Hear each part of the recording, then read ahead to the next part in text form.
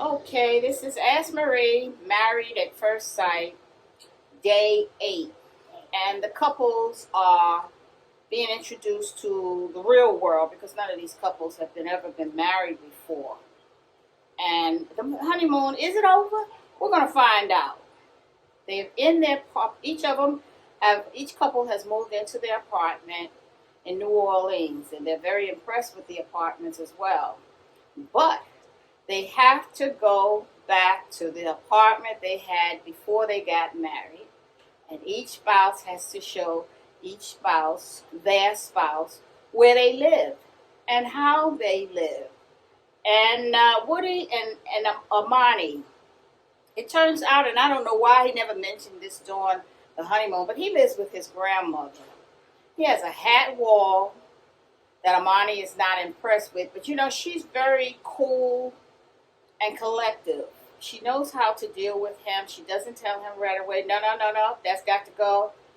But she did let him know she will not have a hat wall in her apartment, or whichever apartment they decide to live within, because I don't think Woody is going to be able to bring her to his grandmother's house if Amani already has an apartment.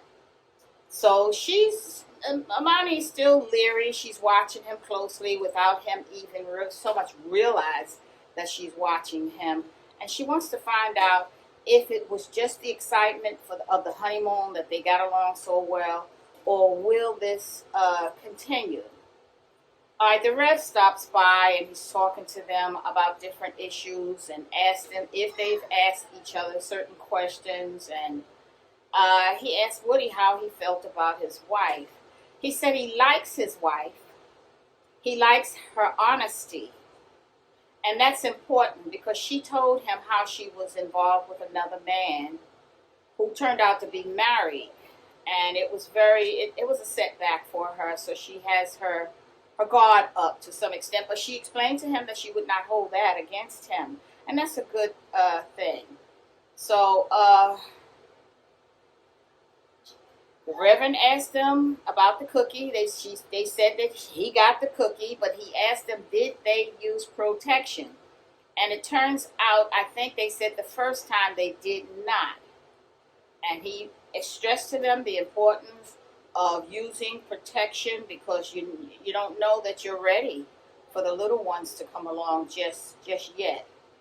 Well, Woody says he was shooting for a honeymoon baby. So this guy he just wants this. He pretty much knows what he wants, but he's not thinking about any repercussions or how things will work out, or if this is the right one to have those plans for.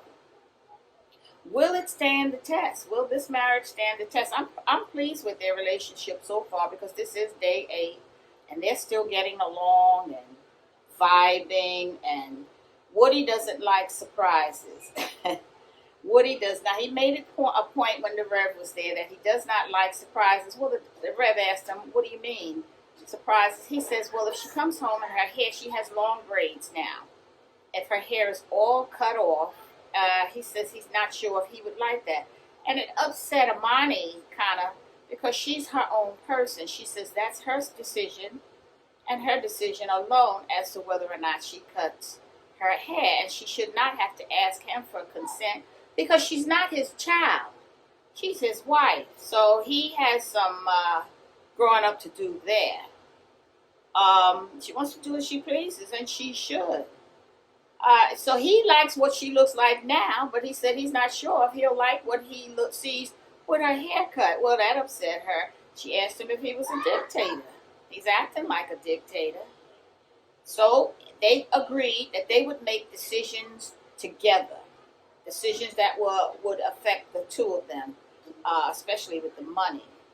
So it's because marriage is different from dating. They've only been friends so far. Nobody's really talking about love just yet. Now we have Christine and Henry.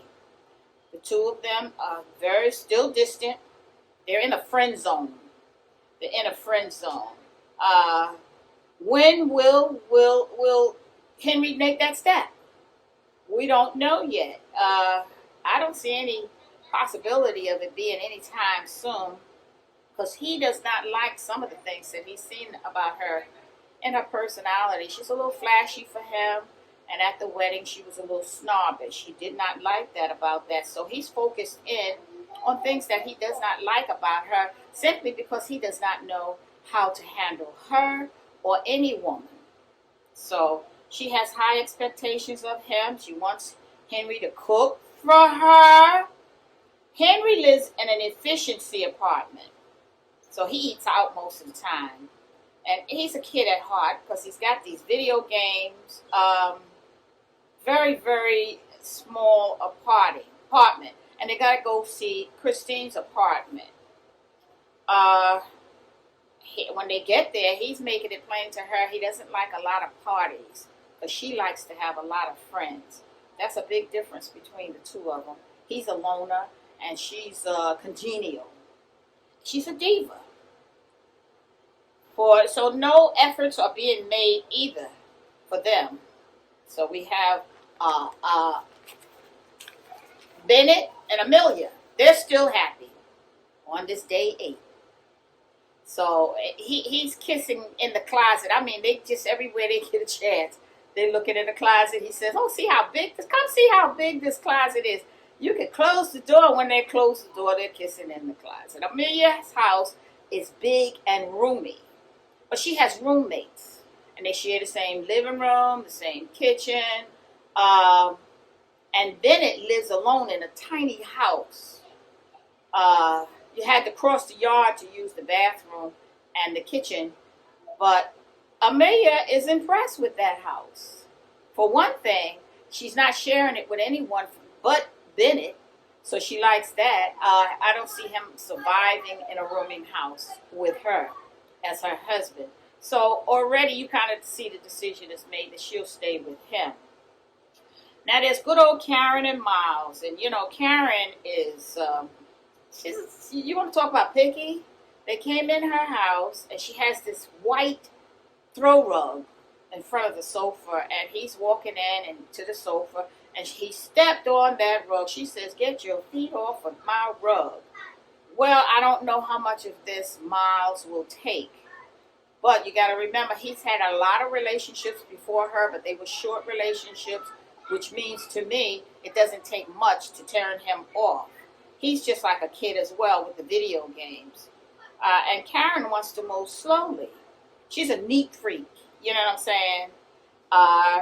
His dad told her that Miles was messy, but she didn't think it was to this extent. She says, "Well, we can work around it," but she didn't think it was to this extent. When she went to look at his house, clothes and shoes all over the place. I mean, there wasn't even a pathway for them to walk. But she's very, very neat. They're just kind of like the opposites, to be honest with you. So I don't know how much Miles will take. He's ready, still ready for sex. But he's not looking at the picture in the future, and she is. She's never lived with a man. I think Miles has lived with a woman, and he's had other roommates, you know. So it's a strain on there, strange resistance to Bud, loud talking, arguing. She is resistant. She doesn't like talking, getting all upset and fussing and stuff like that. So the two of them may have to just go on and find another apartment together that they both like, and they can both. It needs to be a big apartment because he's so messy. You know, every spot in his apartment has to be cluttered for some reason. Now you have Olivia and Brett. They're drawing closer, but Olivia says she's set in her ways. Wants to move in her house permanently. She's got obsolete objects all over the, antiques and stuff all over her house. He says it's nice because he says nice things sometimes, but he's somewhat flexible. He believes in crossing that bridge when you get to it. But let me tell you something, Britt. You are at the bridge. It is time to decide which one you're going to live in, which apartment you're going to live in, or are you going to go out together and find another apartment? Because Bennett's house is messy because he lives alone. Uh, sh- uh, Olivia has her opinion about him because he does not make as much money as she does. She's a nurse practitioner. She makes good money, and he does not make that kind of money. He says he pays his bills on time, and that's a good thing. But she wanted to get married to someone that she could travel with. This is why she doesn't want to have children right away. She wants to live a couple of years and find out how he responds to each season.